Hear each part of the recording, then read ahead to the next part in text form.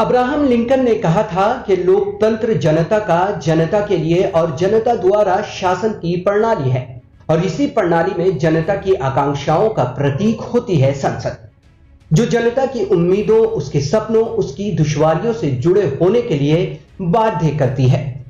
लेकिन भारत की संसद में अब्राहम लिंकन की परिभाषा को मोदी जी ने बदल डाला है।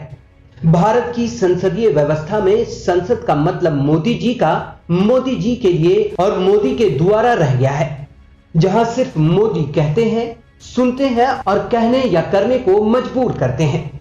यानी एक शब्द में कहा जाए तो हिटलरशाही।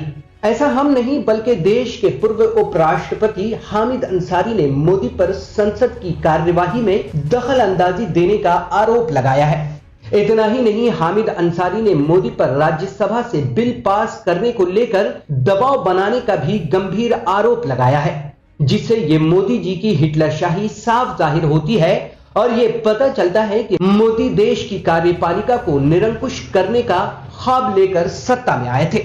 हाल के दिनों में ऐसे आरोप भी लगते रहे हैं कि मोदी और उनकी सरकार इस देश में एक एजेंडे के तहत काम कर रही है। आरएसएस द्वारा चलाए जा रहे हिंदुत्व के एजेंडे को देश पर थोपने के लिए मोदी एंड कंपनी न सिर्फ कार्यपालिका बल्कि न्यायपालिका पर भी बड़ा नियंत्रण कर रहा है। भाजपा के सत्ता में आने के बाद न तो देश में लोकतंत्र का कोई मतलब है और न ही विपक्ष का।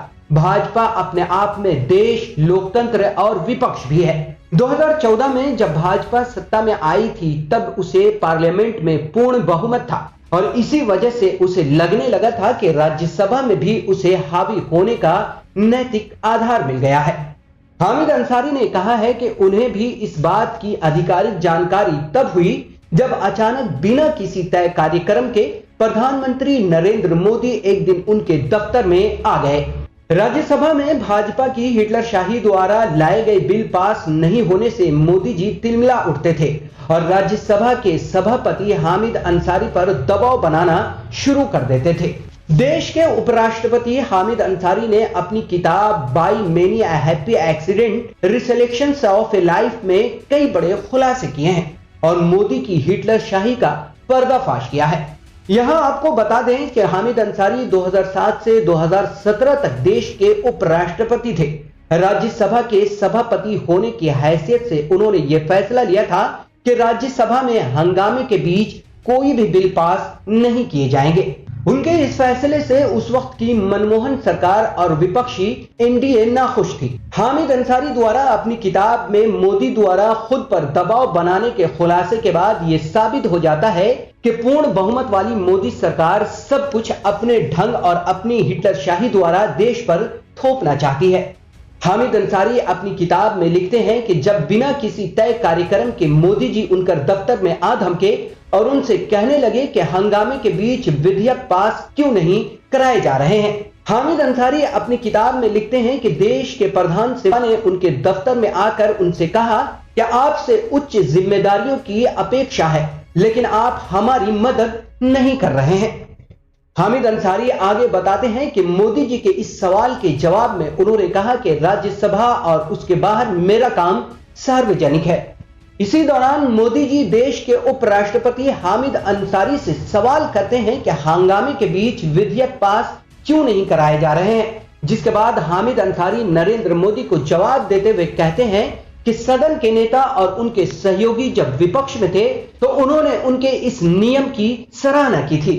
उनके इस खुलासे से यह साफ जाहिर होता है कि भाजपा और नरेंद्र मोदी न सिर्फ देश की कार्यपालिका बल्कि न्यायपालिका पर भी नियंत्रण और निरंकुश करना चाहती है, जिसमें वो किसी हद तक अब कामयाब भी हो चुकी है।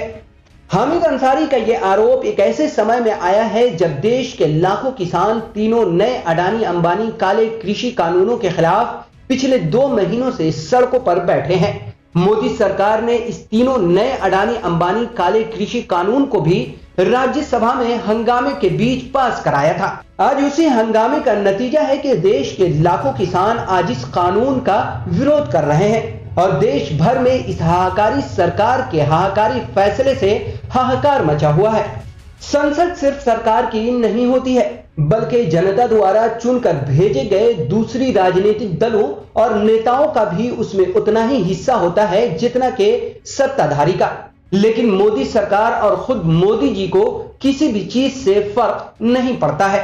फोटोशूट की रंगीनियों में रंगहीन हो चुके देश के प्रधानमंत्री सिर्फ अपनी सुनते, करते और कराते हैं।